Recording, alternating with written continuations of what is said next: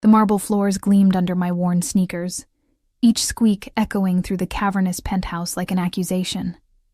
I pressed my palm against the cool surface of the kitchen island, steadying myself as exhaustion pulled at my bones. 3 jobs. 3 different worlds I moved through like a ghost, invisible until someone needed their trash taken out or their floors scrubbed clean. This job, paid better than the others combined. The penthouse occupied the entire top floor of the building, floor-to-ceiling windows offering a view of the city that made my stomach drop every time I looked. I didn't belong in places like this. The art on the walls probably cost more than I'd earn in a lifetime. The furniture was the kind you were afraid to touch, all sharp angles and expensive leather that smelled like wealth and danger. I'd been cleaning here for 2 weeks, and I still hadn't met the owner. The agency had been explicit: arrive at 6 in the morning, leave by noon, never deviate from the schedule, don't touch anything personal, don't open closed doors, don't ask questions. The pay was deposited directly into my account every Friday. More money than I'd ever seen for honest work. Too good to be true, my mother would have said. But I needed it. Needed it more than air. I moved through the rooms methodically, the way I'd been taught. Dust the surfaces, vacuum the carpets. Change the sheets on the massive bed that looked like it had never been slept in. Everything pristine, everything perfect, everything cold. The bathroom alone was larger than the studio apartment I shared with 2 other girls. Black marble, gold fixtures, a shower with so many jets it looked like something from a spaceship. I cleaned it carefully, my reflection fragmenting in the spotless mirrors, dark circles under my eyes, hair pulled back in a messy bun, uniform hanging loose on my frame. When had I last eaten a real meal? I was spraying the mirrors when I felt it, that prickling sensation at the base of my neck, the awareness that comes from being watched. I froze, my breath catching. The penthouse was supposed to be empty. It was always empty. I turned slowly, my heart hammering against my ribs. But the doorway behind me revealed nothing but the hallway stretching into shadow. "You're being paranoid," I whispered to myself, but my hand shook as I finished cleaning. The feeling followed me through the rest of the morning.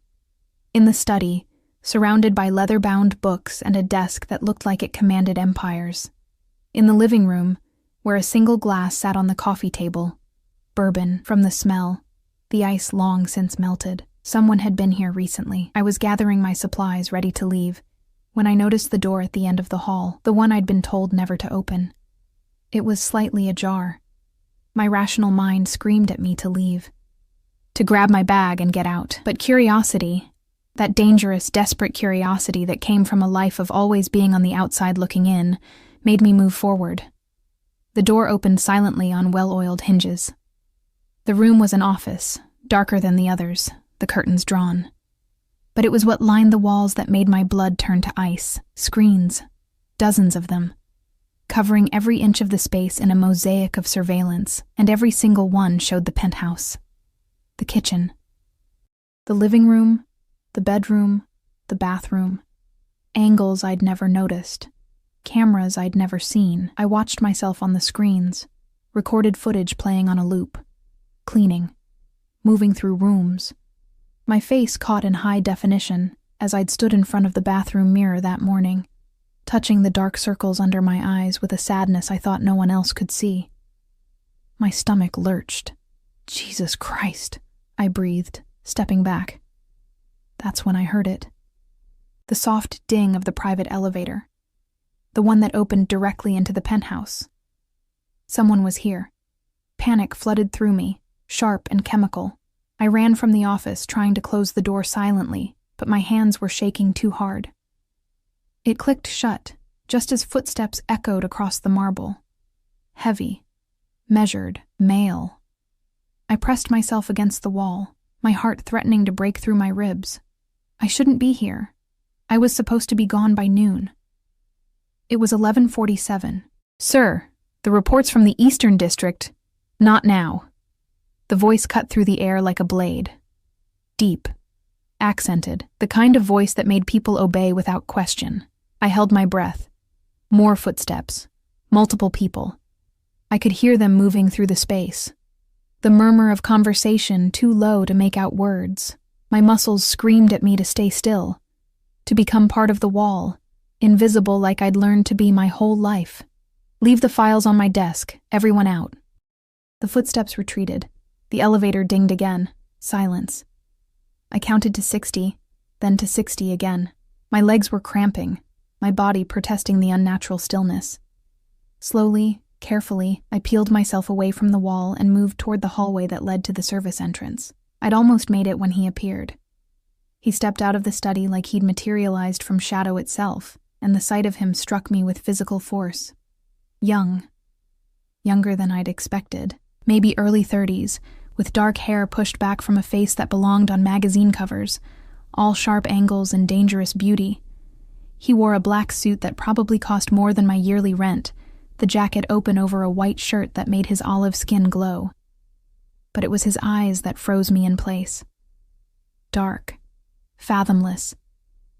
Ancient in a young face, the eyes of someone who'd seen things that would break most people. He looked at me, and I felt stripped bare, exposed. Like he could see every secret I'd ever kept, every fear that woke me at 3 a.m, every desperate prayer I'd whispered into the dark. You're still here. Not a question. An observation. My mouth opened, but no sound came out. He moved closer, and I noticed details I'd missed in my panic. The way he carried himself, loose and relaxed, but with a coiled readiness that suggested violence was always an option. The expensive watch on his wrist. The faint scar that cut through his left eyebrow. The way everyone else had left immediately when he'd commanded it. I'm sorry, I finally managed. I was just finishing. I'll go... What's your name?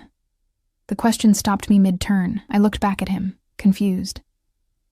It should be in the agency files. I'm asking you. The weight in those 3 words, the expectation of obedience. Emma, I whispered. Emma Santos.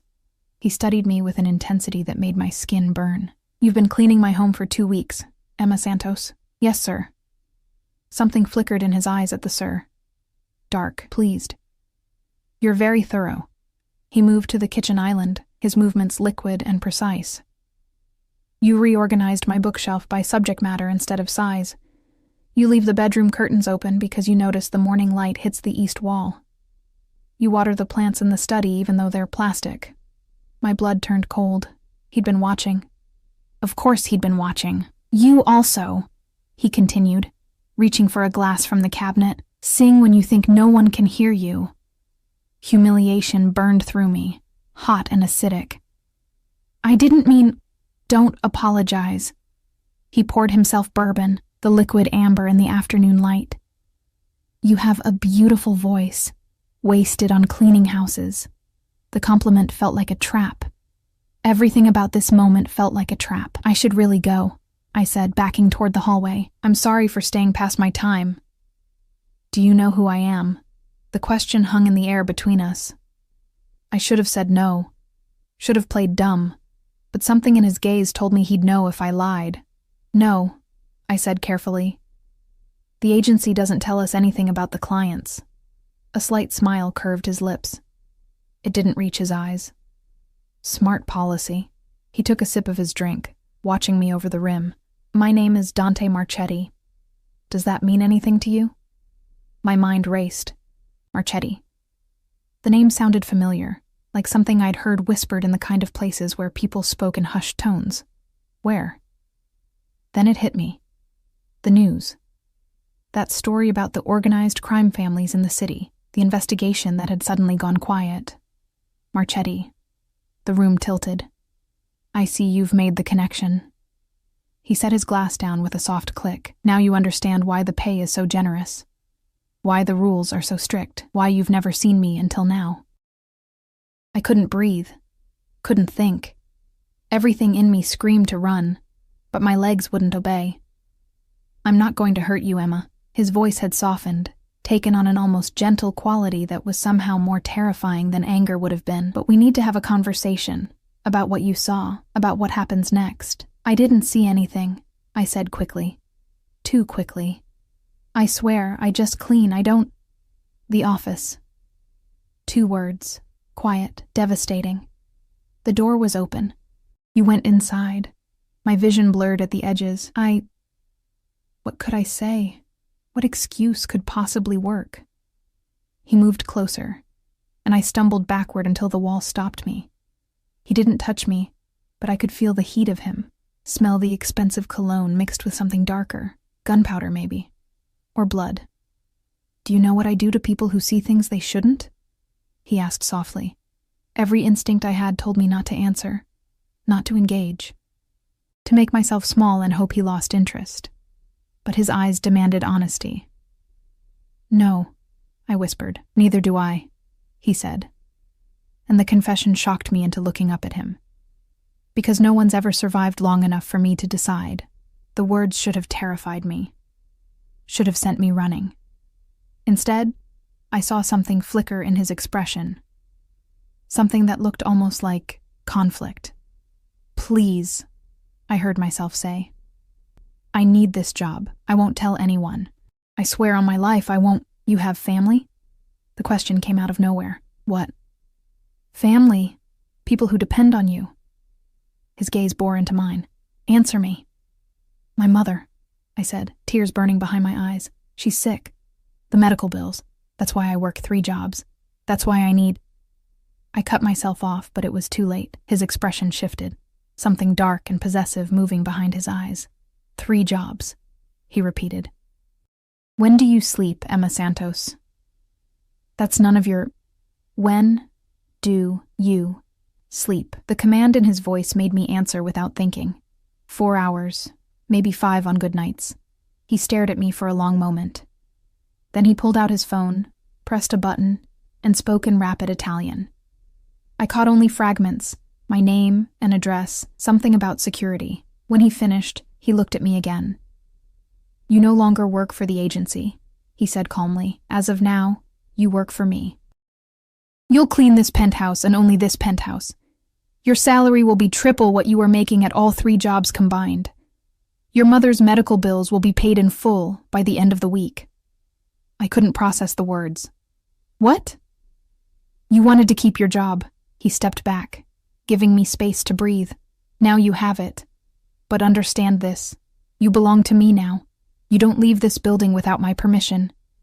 You don't speak to anyone about what you've seen. You don't question my rules. You can't just... I can. Simple. Final.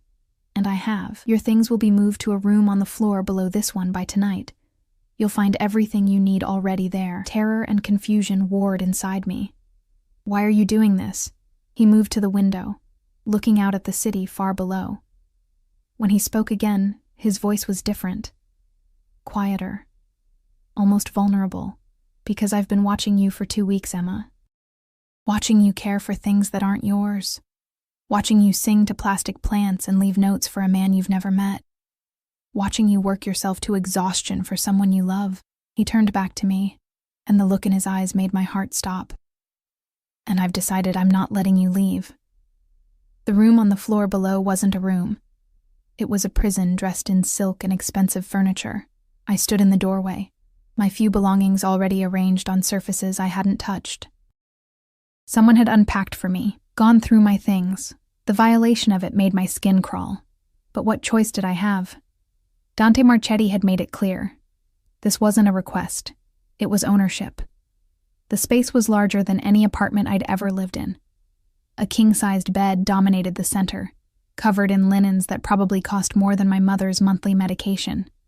Floor-to-ceiling windows offered the same vertiginous view of the city, making me feel like I was suspended in air. A door led to a bathroom with heated floors and a tub deep enough to drown in. Everything I could possibly need, everything except freedom. I walked to the window, pressing my forehead against the cool glass. Below, people moved like ants, free to go wherever they wanted, to live their insignificant, beautiful lives without someone watching their every move. My phone buzzed. I pulled it from my pocket with shaking hands. Mom.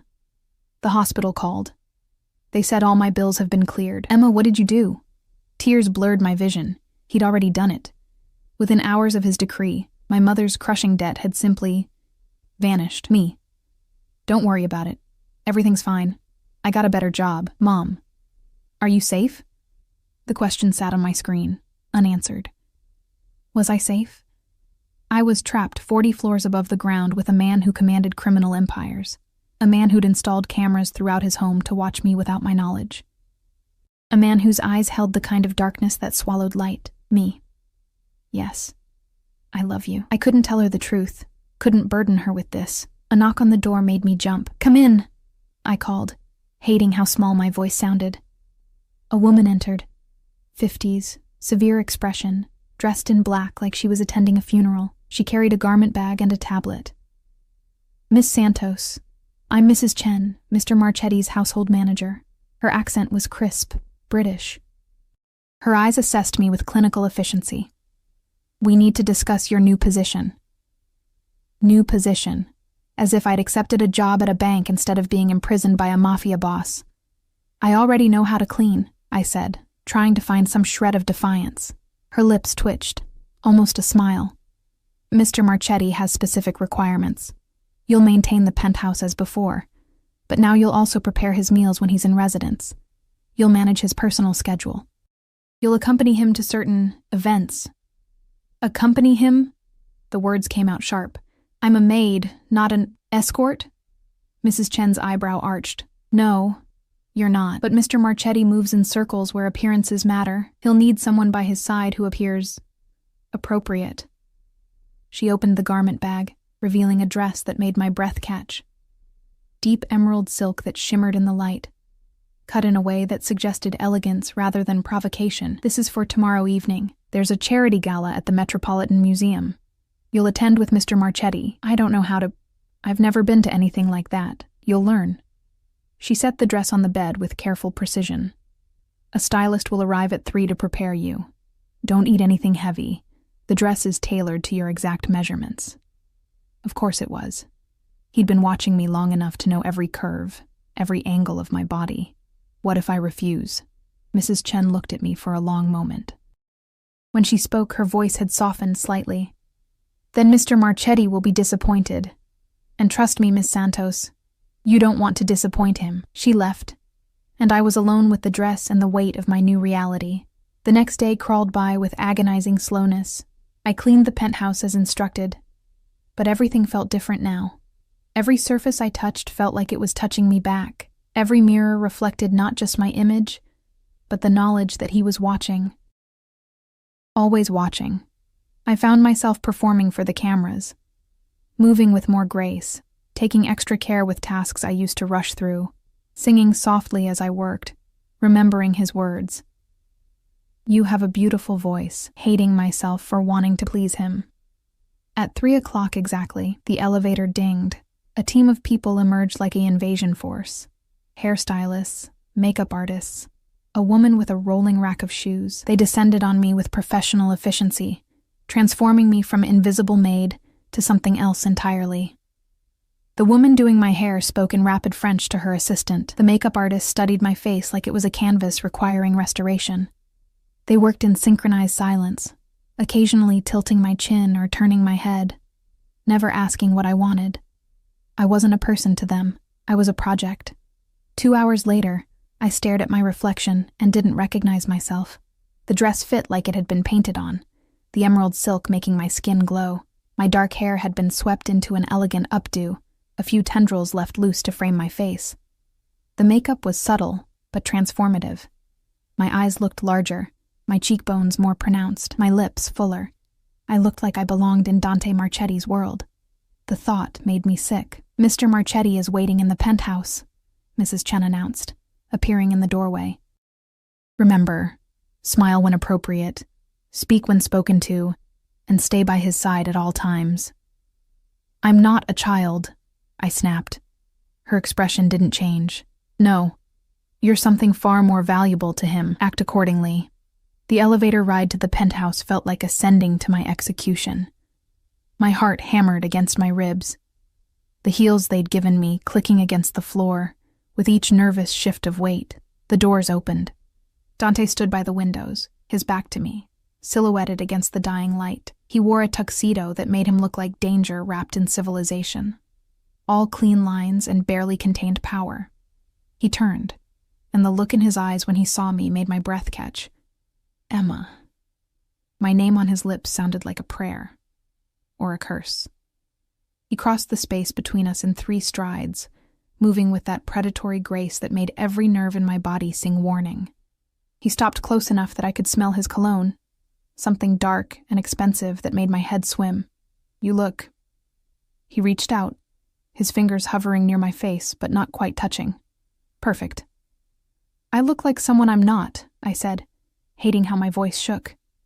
No. His hand dropped. You look like who you've always been. I just gave you the clothes to match. Before I could respond, he offered his arm. We need to leave. The car is waiting. I stared at his arm like it was a snake. And if I don't go, then I'll carry you. Simple. Matter of fact. But I'd rather you walked. It'll be less embarrassing for both of us. I took his arm because I had no choice. Because my mother's health depended on his money. Because 40 floors was a long way to fall. The elevator descended, and I felt like I was sinking into deep water. The garage was vast and shadowy, filled with cars that cost more than houses. A black Mercedes waited near the elevator, gleaming under harsh lights. 2 men in dark suits flanked it, massive, expressionless, the kind of men whose job description included violence. One opened the back door. Dante guided me inside with a hand at the small of my back, his touch burning through the silk. The interior smelled like leather and danger. Dante slid in beside me, too close, his thigh pressing against mine. The door closed with a solid thunk that sounded like a cell locking. We pulled out of the garage and the city swallowed us. You're frightened, Dante observed, his voice quiet in the intimate space. You kidnapped me. I think that's a reasonable response. A slight smile curved his lips. I prefer to think of it as aggressive employment. Most employers don't install cameras to watch their staff. The smile vanished. He turned to face me fully, and the intensity in his gaze made me press back against the seat. Those cameras weren't for security, Emma. They were for you. My breath caught. What? The first day you came to clean, I happened to be home, working in my office. I saw you on the monitors, this small exhausted girl who sang to plants and left notes thanking me for the honor of cleaning my toilet. His laugh was bitter. Do you know what it's like to watch someone find joy in the smallest things? To see genuine kindness in a world that's forgotten what that means, so you decided to trap me? I decided to keep you. His hand moved to my face, fingers tracing my cheekbone with devastating gentleness, because in 2 weeks, you became the only real thing in my life. Everything else is blood and business and bullshit. But you were real. I wanted to jerk away from his touch. Wanted to scream that he was insane, that you don't own people, that this was wrong on every conceivable level. But his fingers were so gentle, and the look in his eyes was so desperately human. I'm not a pet, I whispered. No. His thumb brushed across my lower lip, and I shivered despite myself. You're so much more than that. The car glided through traffic, the city lights painting shadows across his face. We rode in tense silence until we pulled up in front of the museum, all marble steps and classical architecture, lit up like a temple. Remember, Dante said as the door opened, you stay by my side. You don't wander off. You don't speak to anyone without my permission. You mean you don't trust me not to scream for help? His eyes darkened. I mean I don't trust anyone else not to hurt you. My world is full of people who'd use you to get to me. Stay close, Emma. I won't ask again. He stepped out, and cameras flashed like lightning. I heard voices calling his name, saw the crowd that had gathered behind velvet ropes. Dante Marchetti arriving at a charity gala was apparently news. He turned back, offering his hand. I took it because the alternative was staying in the car. Because part of me, a part I hated, was curious about his world. The moment my heel touched the pavement, the cameras went insane. Flashes exploded around us, voices shouting questions I couldn't parse. Dante's arm went around my waist, pulling me against his side with possessive firmness. Smile, he murmured against my ear. Let them think you want to be here. So I smiled, and I hated that it felt almost natural. We climbed the steps together, moving through a sea of wealth and power. People parted for Dante like he was royalty, or a shark. The looks we received ranged from curious to calculating to openly hostile. A woman in a dress that cost more than my life stepped forward, her smile sharp. "Dante. How unexpected to see you here, Victoria." His tone could have frozen fire. "Still pretending your husband's money makes you interesting?" Her smile never wavered, but her eyes promised murder. "And who is this?"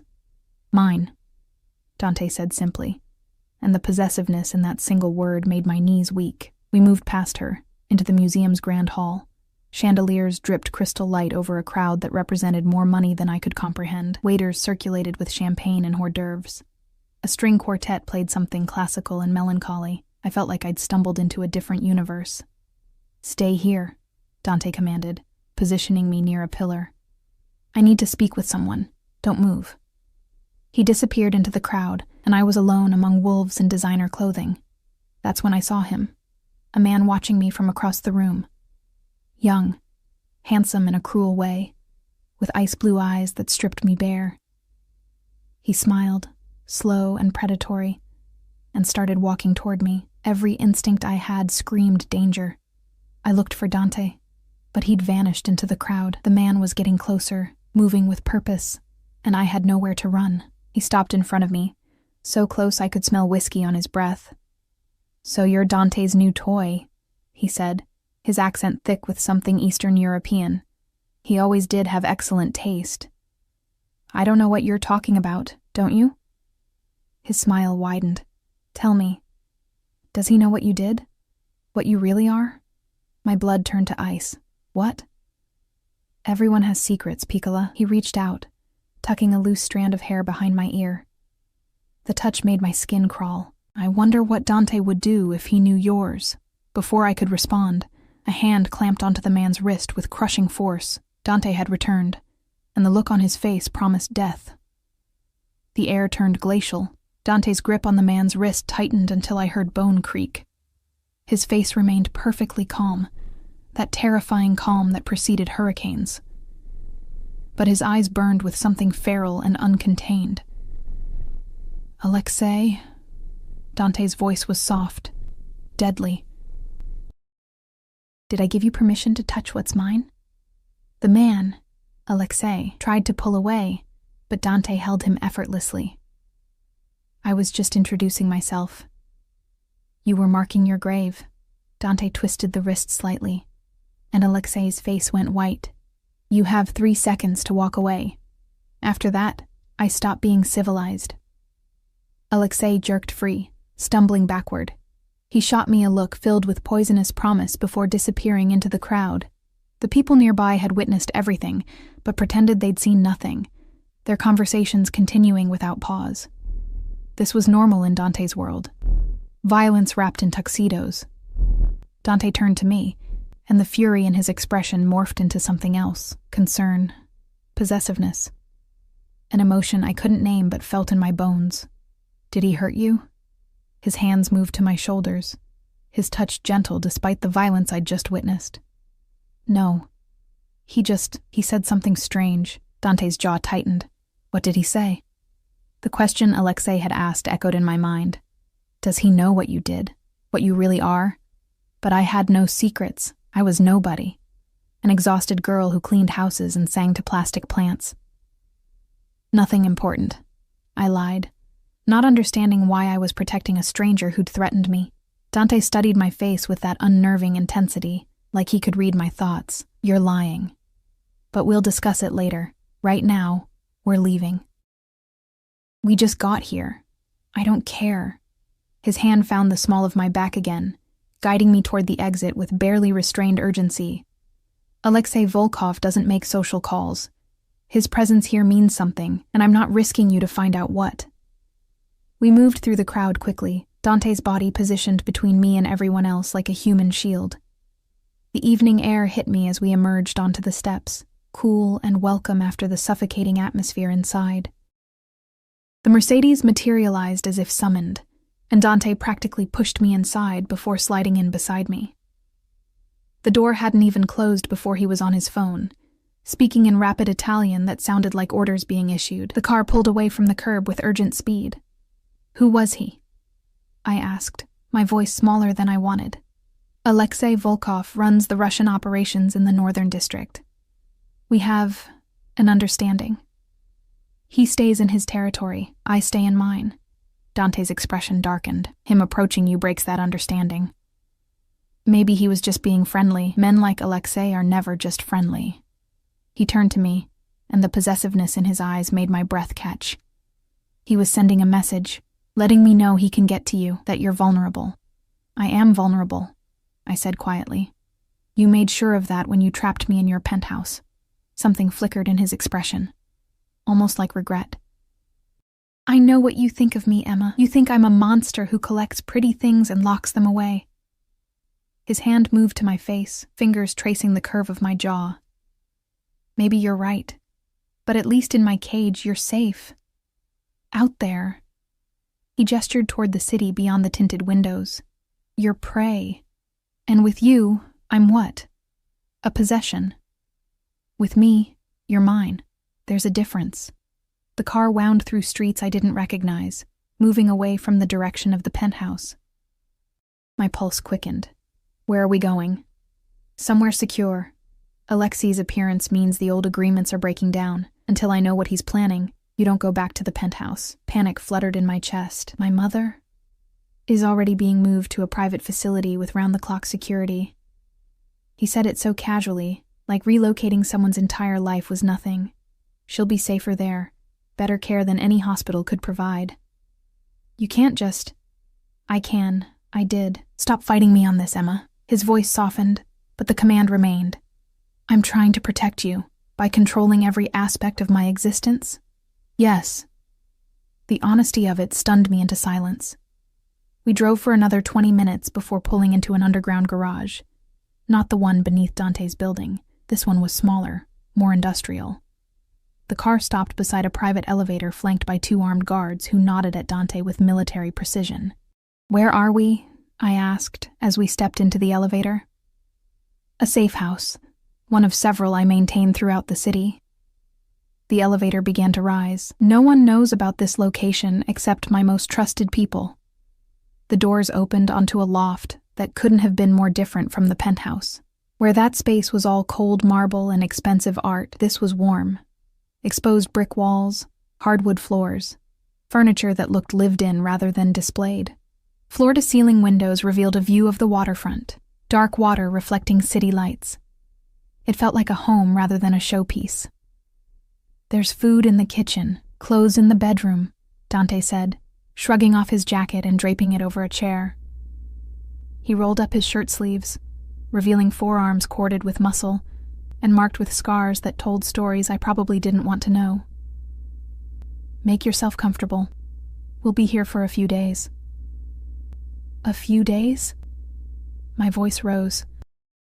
I can't just disappear for days. You already have. He moved to the windows, looking out at the water. As far as anyone knows, you're exactly where I want you to be. With me. The casual way he said it, like my life was just a variable in his equations. I wanted to scream, to throw something, to make him understand that I was a person, not a chess piece.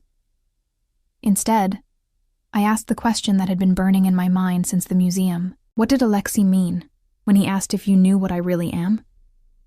Dante turned slowly, and the look in his eyes was dangerous. I was hoping you'd tell me. I don't know what he's talking about. I'm nobody. Just a girl who cleans houses. Nobody is just anything, Emma. He crossed the space between us, and I found myself backed against the brick wall. He braced his hands on either side of my head, caging me in. I've had you investigated, background checks, financial records, employment history. Everything came back exactly as you said. Exhausted girl working 3 jobs to pay her mother's medical bills. His face was so close I could see flecks of gold in his dark eyes. But Alexei doesn't waste words. If he said you have secrets, then something in your past connects to my world. His thumb brushed across my lower lip. So I'll ask you one more time. What aren't you telling me? My mind raced. What could possibly connect me to organized crime? My life was work and sleep and worry. There was nothing. Wait. A memory surfaced, hazy and half forgotten, 6 months ago. A man who'd come to our apartment looking for my roommate, Sarah. He'd been nervous, insistent, had left a package and begged Sarah to hold it for a few days. She'd refused, kicked him out. But what if she hadn't? What if that package had something to do with... There was a man, I said slowly. He came to my apartment months ago, looking for my roommate. He wanted her to hold something for him. She refused. Dante's eyes sharpened. What kind of package? I don't know. She threw him out before I could see. It was probably nothing. What was your roommate's name? Sarah Chen. But she moved out weeks ago. I haven't heard from her since. Something dark passed over Dante's face. He pulled out his phone, dialed, spoke in clipped Italian. I caught a name. Sarah Chen. Repeated several times with increasing urgency. He hung up and looked at me with an expression I couldn't read. Sarah Chen was found dead 3 days ago in the river. Execution style. The room tilted. What? The man who came to your apartment. Did you get a good look at him? Yes. Dark hair. Scar on his cheek. He had an accent. Eastern European, I think. Shit. Dante dragged a hand through his hair, his composure cracking. He was one of Alexi's runners. If he approached Sarah, if he left something at your apartment... But she refused. She didn't take anything. Alexei doesn't know that. His hands gripped my shoulders. He thinks you have whatever his runner was trying to hide. That's why he approached you tonight. He was testing you. Seeing if you knew what you had. But I don't have anything. It doesn't matter what you actually have, Emma. It matters what he thinks you have. Dante's grip tightened. And now he knows you're connected to me, which makes you valuable, a bargaining chip. Terror flooded through me. What does that mean? It means he'll try to take you, use you to get whatever his runner hid, or to leverage me into giving up territory. Dante pulled me against his chest, and I let him because I was shaking too hard to stand on my own. But I won't let that happen. You understand me? I will burn this entire city down before I let him touch you again. The vehemence in his voice should have scared me. Instead, it felt like the only solid thing in a world that had suddenly turned liquid and dangerous. Why? I whispered against his chest. Why do you care? You barely know me. His arms tightened around me. I've watched you for weeks, Emma. Watched you be kind when the world gave you every reason to be bitter. Watched you work until your hands bled because you loved someone enough to sacrifice yourself. Watched you find beauty in plastic plants and cleaning supplies. He pulled back enough to look at my face, his hands cradling it with devastating gentleness. You made me remember what it feels like to be human, to want something besides power and revenge and blood.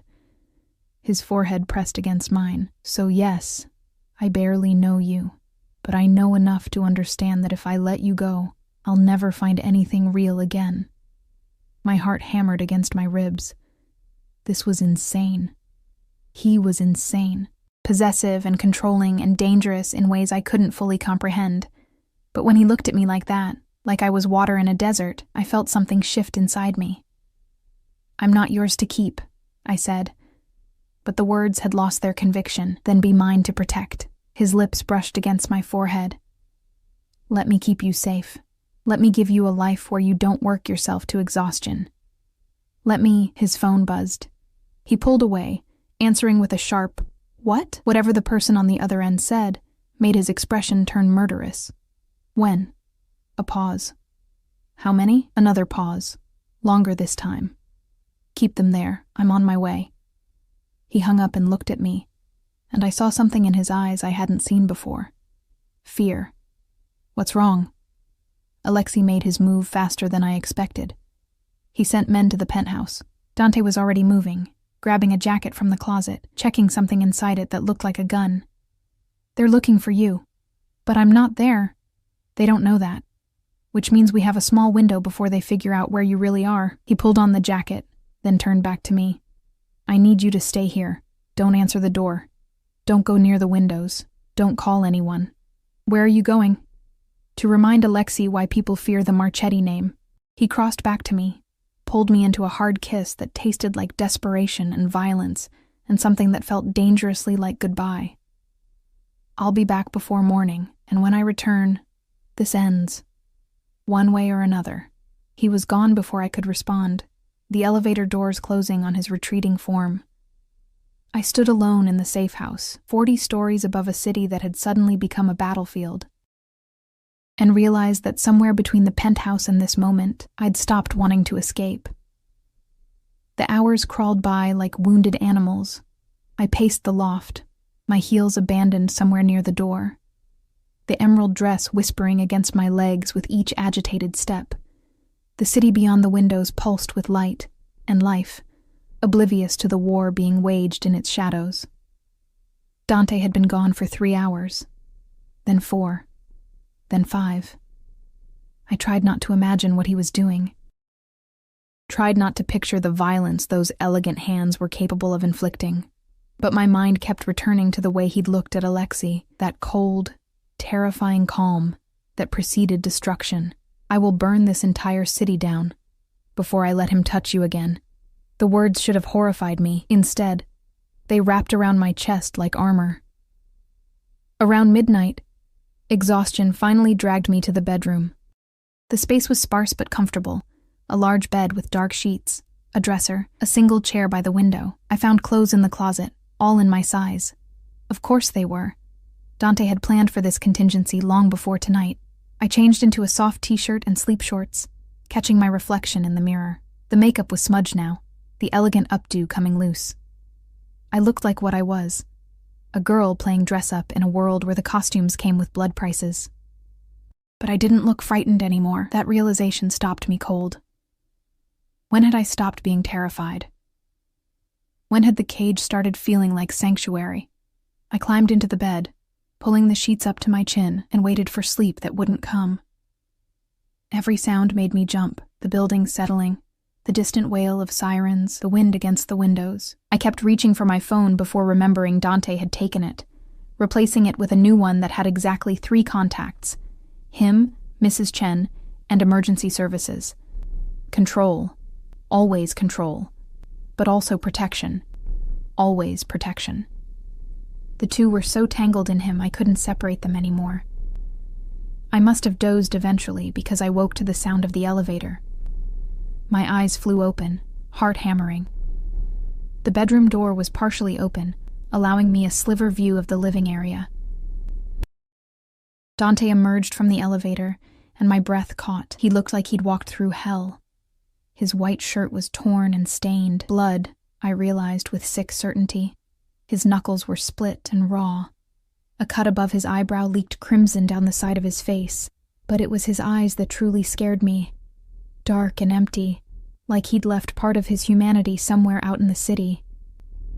He moved to the kitchen, poured himself whiskey with shaking hands, and drank it in one long swallow.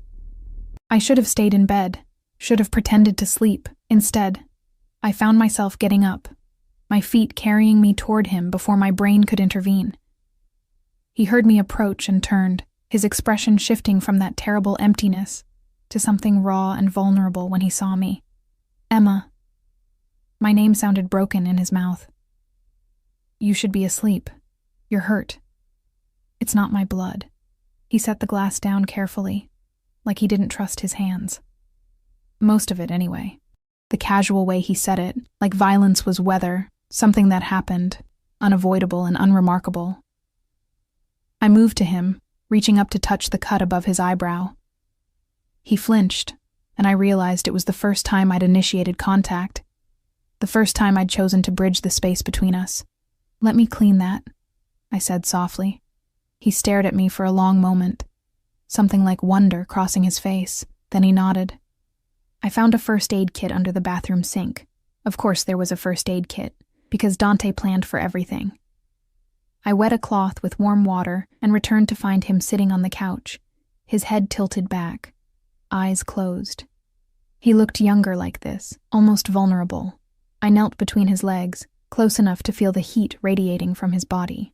When I touched the cloth to his forehead, his eyes opened, and the intensity in them made my hands tremble. Tell me what happened, I whispered as I cleaned the blood away.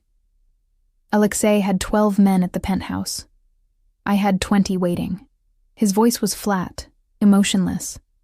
It wasn't a fair fight. Did you kill them? Some. The rest will wish I had by the time they heal. He caught my wrist gently, stilling my movements. Does that frighten you? Knowing what I'm capable of? I should have said yes, should have recoiled from the monster in front of me. Instead, I said, "You did it to protect me. That doesn't make it right." "No," I agreed, "but it makes it understandable." Something shifted in his expression. The emptiness receded, replaced by an emotion so intense it stole my breath. "You're going to ruin me," he said quietly. "You know that?" "I'm not trying to." "You don't have to try. You just exist. And everything I've built, all the walls, all the rules I've lived by, they crumble." His free hand moved to my face, thumb brushing across my cheekbone. "I've killed men for looking at me wrong. I've destroyed families for disrespect. I've built an empire on fear and blood." He pulled me closer until I was pressed against the couch between his knees. "But you sing to plants and leave thank you notes and work yourself to exhaustion for love. And somehow that's more powerful than anything I've ever done." My heart thundered in my chest. "Dante, I'm not a good man, Emma. I won't pretend to be. But with you, I want to try." His forehead pressed against mine. "Stay with me. Not because you're trapped. Not because I'm paying your mother's bills. Stay because you choose to." The request hung in the air between us, fragile and devastating. I thought about the penthouse with its cameras and marble floors, about the way he'd twisted Alexi's wrist without mercy, about the blood on his shirt and the bodies he'd left behind tonight. But I also thought about the gentleness in his touch, the way he'd noticed that I left curtains open for morning light, the fierce protectiveness in his eyes when he'd pulled me close. "I don't know if I can trust you," I admitted. "Then let me earn it." His lips brushed against my forehead. "Give me time to prove I can be what you need. And what if you can't? Then you walk away, and I let you go." The lie was obvious in his voice. We both knew he'd never let me go, but the fact that he tried to offer it meant something. I pulled back enough to look at him properly. Blood still crusted in his hairline. His eyes were shadowed with exhaustion and violence. He was dangerous and broken and possessive in ways that should have sent me running. But when I looked at him, I didn't see a monster. I saw a man who'd forgotten how to be human until a girl who sang to plants reminded him. "I need you to promise me something," I said. "Anything. No more cameras. No more watching me without my knowledge. If I'm going to stay, I need privacy. I need trust." He studied my face for a long moment, then nodded. "Done. I'll have them removed tomorrow.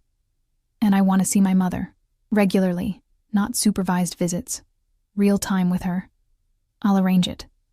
And..." I hesitated, knowing this was the biggest ask. "I want to leave the building sometimes. Not run away, just breathe. Walk through the city like a normal person." His jaw tightened. "With security. I can live with that. Then we have an agreement." He stood, pulling me up with him. "But understand this, Emma. I'm still going to be possessive. I'm still going to want to keep you close. That's not something I can change. I know." And strangely, I did know. I understood him in a way I shouldn't have been able to. But there's a difference between possessive and controlling. Learn where that line is. A smile tugged at his lips, the first real smile I'd seen from him. "You're going to be trouble, aren't you? Probably." He laughed, and the sound transformed his face from dangerous to breathtaking. Then his expression sobered. "There's something else you need to know, about Alexei." The name sent ice through my veins. "What about him?" "Tonight was a warning shot. He backed off when he saw my response. But this isn't over." Dante's hands moved to my shoulders. "He still thinks you have whatever his runner hid. Until we find it, or prove it doesn't exist, you're a target. Then we find it." "We?" "You said I was yours to protect." I lifted my chin, channeling a courage I didn't entirely feel. "That means you're mine to help, so yes. We." The possessiveness that flared in his eyes should have scared me. Instead, it made me feel powerful. "Tomorrow," he said, "we go back to your old apartment, see if Sarah left anything behind. But tonight," he pulled me against his chest, wrapping his arms around me with careful desperation. "Tonight I just need to hold you, to remember why I burned half the city." I let him hold me, my ear pressed against his heartbeat. Strong and steady despite everything. "Tell me about the cameras," I said quietly. "When did you start watching?" "The first day." His voice rumbled through his chest. "You were cleaning the study and you found a photo on my desk, my mother, from when I was young. You straightened it so carefully, adjusted the angle so the light hit it better. Then you smiled at it, this small, sad smile, and whispered she was beautiful. I remembered that photo, a striking woman with dark hair and kind eyes. In that moment, I saw something I hadn't seen in years. Compassion without agenda, kindness without expecting reward." His arms tightened around me. I had the cameras installed that afternoon. I told myself it was for security. But really, I just wanted to see if that moment was real. If you were real. And you sang to plastic plants, Emma. You were the most real thing I'd ever encountered. We stood like that for a long time. Two broken people clinging to each other in the darkness. Outside, the city continued its oblivious dance. But in here, in this moment, the world had narrowed to just us. "Come to bed," Dante said finally. "You need sleep." "I won't be able to sleep." "Then let me hold you." He led me back to the bedroom, and we lay down together on top of the covers. He pulled me against his chest, one arm wrapped protectively around my waist. I could smell blood and gunpowder and expensive cologne, the scent of Dante's world. "Emma?" "Thank you." "For what?" "For not running when you had the chance. For cleaning my wounds. For giving me a reason to be better than what I am." I turned in his arms to face him. In the dim light from the windows, his features were softened, the dangerous edge temporarily dulled. "I'm not your redemption, Dante. That's not fair to either of us, I know." He tucked a strand of hair behind my ear. "But maybe you can be my reason. That's enough." I didn't know what to say to that, so I kissed him instead. It was gentle, tentative. A question rather than a demand. His lips were soft against mine, tasting of whiskey and violence and something sweeter. He responded carefully, like I was made of glass, his hand cradling the back of my head with devastating tenderness. When we pulled apart, his eyes were dark with something that looked like reverence. "Sleep," he commanded softly. "I'll keep watch." "You need sleep too. I'll sleep when I know you're safe." His thumb traced circles on my hip. "Rest, Emma. I've got you." And somehow, impossibly, I believed him. I closed my eyes and let the exhaustion take me, wrapped in the arms of a monster who'd decided to be human, just for me. Morning arrived with pale light filtering through the windows, painting the loft in shades of gold and shadow. I woke to find Dante still beside me, his arm heavy across my waist, his breathing deep and even. Sleep had softened the harsh lines of his face, making him look almost peaceful, almost normal. I studied him in the quiet dawn. The scar through his eyebrow, the sharp angle of his jaw, the dark lashes that rested against his cheeks. In sleep, he looked less like a crime lord and more like just a man, tired, human. Beautiful in a way that made my chest ache. His eyes opened suddenly, catching me watching. A slow smile curved his lips. "See something you like?" Heat flooded my face. I was just... "Don't." He pulled me closer, nuzzling against my neck. "Don't apologize for looking at me like that. I've waited weeks to see that expression on your face." "What expression?" "Like maybe I'm not a monster after all." Before I could respond, his phone buzzed on the nightstand. The sound shattered the intimate moment like a gunshot. Dante's entire demeanor shifted, the softness vanishing, replaced by the cold efficiency I recognized from before. He answered in clipped Italian, his expression darkening with each passing second. When he hung up, he looked at me with grim determination. "They found something at your apartment. We need to go, now." 30 minutes later, we pulled up outside the rundown building I'd called home for the past 2 years. It looked smaller than I remembered, dingier. The paint peeling, The front steps cracked and uneven. Had it always been this depressing? Or had a few days in Dante's world already changed my perspective? 2 of Dante's men flanked the entrance, their presence making the few residents on the street hurry past with averted eyes. Dante kept his hand at the small of my back as we climbed to the 3rd floor, his body positioned protectively between me and any potential threat. My apartment door hung open, revealing the chaos inside. Someone had torn the place apart. Couch cushions slashed open, their stuffing scattered like snow. Drawers upended, their contents strewn across the floor. The small kitchen ransacked, cabinets hanging from broken hinges. Jesus, I breathed. Alexei's men got here first, Dante said grimly. They were thorough. A man emerged from the bedroom, one of Dante's people, holding something wrapped in plastic. Found it in the air vent, boss.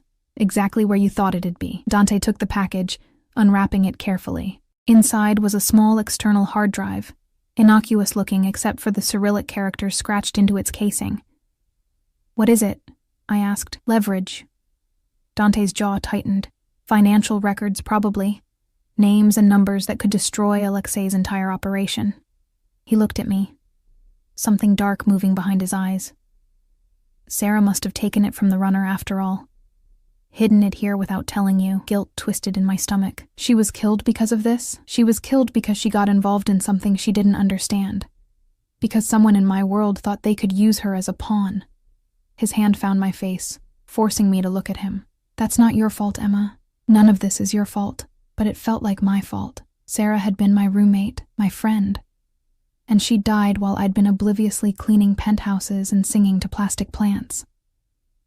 What happens now? Dante's expression hardened into something ruthless and final. Now I end this, once and for all. The meeting was set for neutral ground. An abandoned warehouse on the waterfront that reeked of rust and old fish. Dante had wanted me to stay at the safe house, but I'd refused. This had started because of me, because of my connection to Sarah. I needed to see it through. He'd relented, but only after making me promise to stay in the car with 2 armed guards. I watched through tinted windows as Dante walked into the warehouse flanked by 6 of his men, the hard drive tucked inside his jacket. Minutes stretched into hours. Or maybe just minutes that felt like hours. Then the gunshot cracked through the air. My heart stopped. The guards tensed, hands moving to their weapons. I pressed against the window, trying to see anything through the warehouse's grimy windows. More gunshots. Shouting. The sound of something heavy hitting the ground. "Stay in the car," one of the guards commanded, but I was already reaching for the door handle. Like hell I will. I ran before they could stop me, my feet pounding against cracked pavement. The warehouse door was ajar, and I slipped through into a space thick with shadows and the smell of gunpowder. Bodies littered the floor, Alexei's men, from the look of them. Blood pooled on concrete. My stomach heaved. But I forced myself to keep moving, following the sound of voices deeper into the warehouse. I found them in a circle of harsh light from a skylight above. Dante stood over Alexei, who was on his knees, blood streaming from his nose. The hard drive lay smashed on the floor between them. "You broke the accord," Dante was saying, his voice cold and final. "You came after what's mine. She's just a girl." Alexei spat blood onto the concrete. "Nothing. A distraction. She's everything." Dante pressed his gun to Alexei's forehead. "And that's why you lose. Dante, don't!" My voice echoed through the space. Every head turned toward me. Dante's expression cycled through shock, fury, and something that looked like fear. "Emma, get out of here. Now." "No." I walked forward on shaking legs, past the bodies, past the blood, until I stood at the edge of their circle. "Don't kill him. He tried to take you. He killed your friend. He deserves... I know what he deserves." I looked at Alexei's battered face, feeling nothing but a cold emptiness where hatred should have been. "But if you kill him here, like this, it makes you the same as him. It makes everything you said last night, about wanting to be better, a lie." Dante stared at me, his gun hand trembling. "Emma, please." I moved closer, reaching out to touch his arm. "Please, let him live. Show everyone that Dante Marchetti is more than just violence and fear. Show them mercy." For a long, terrible moment, no one moved. The warehouse held its breath. Then Dante lowered the gun. "Get him out of my sight," he commanded. and his men moved immediately, hauling Alexei to his feet. Exile. No territory, no operation, no protection. He has 24 hours to leave the city. After that, he's fair game for anyone who wants him. Alexei's face went white. Exile was worse than death in their world. But he was alive. As they dragged him away, Dante turned to me with an expression I couldn't read.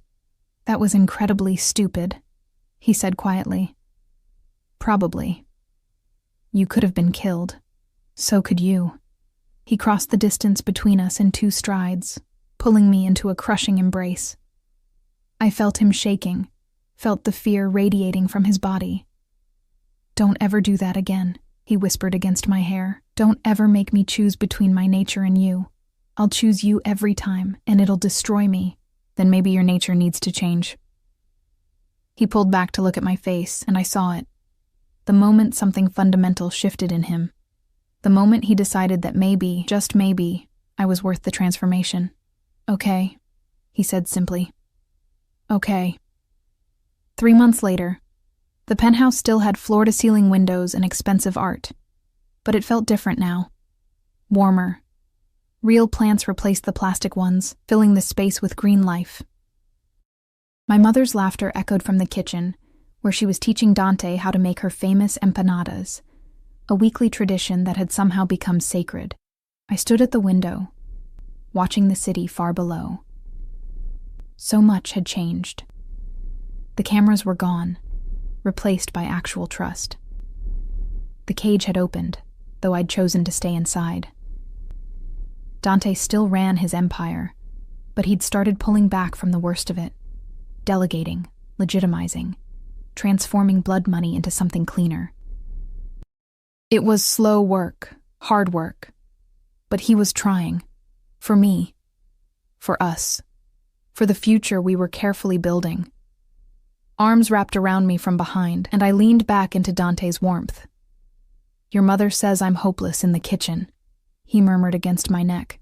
"You are hopeless in the kitchen. Good thing I have other skills." I turned in his arms, looking up at the man who'd watched me through cameras and decided to keep me. The man who'd learned to show mercy because I'd asked him to. The man who'd chosen to be better than his nature. "I love you," I said, the words still feeling new and fragile on my tongue. His eyes darkened with emotion. "Say it again." "I love you, Dante Marchetti. I love you despite everything you are, and because of everything you're trying to become." He kissed me then, deep and claiming and full of promises we were both still learning to keep. When we pulled apart, I saw tears gleaming in his eyes. "I watched you through cameras because I was too broken to approach you like a normal man," he said quietly. "I trapped you because I was too possessive to risk losing you. I almost killed for you because violence was all I knew." His hands framed my face with that devastating gentleness I'd come to crave. "But you taught me a different way. You taught me that real strength isn't in control. It's in trust. That real power isn't in fear. It's in choice. That real love isn't about possession. It's about partnership." "We still have a long way to go," I reminded him. "I know." He pressed his forehead to mine, "But I'd walk through fire to get there, as long as you're beside me." From the kitchen, my mother called out that dinner was ready. Dante took my hand, lacing our fingers together, a simple gesture that still made my heart skip. As we walked toward the sound of her voice, toward the smell of home cooking and the promise of a normal evening, I realized something profound. I'd come here as a maid who sang to plants and left thank you notes. I'd been trapped by a man who watched me through cameras and thought possession was love. I'd been terrified and desperate and convinced I'd never escape. But somewhere along the way, the cage had become a choice. The monster had become a man.